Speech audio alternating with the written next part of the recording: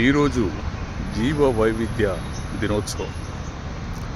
దీన్ని జీవ వైవిధ్య దినోత్సవం కంటే జీవ వైవిధ్య విద్వాంస దినోత్సవం అంటే బెటర్. ఎందుకంటే జీవ వైవిధ్యం అంటే అన్నింటినీ సమాంతరంగా కాపాడుకోవడం. అటు ప్రాణులు, చెట్లు, గుట్టలు, ప్రకృతిని పూర్తిగా కాపాడుకున్నప్పుడే జీవ వైవిధ్యం సాధ్యమవుతుంది. కానీ నేటి తరం ప్రపంచ దేశాల్లో ఎన్ని సమ్మిట్లు జరిగినా చివరికి పెడిచావన పెడుతున్నారు, కానీ ఎవరు కూడా పాటించే పరిస్థితి లేదు. ఎక్కడ చూసినా విధ్వంసం.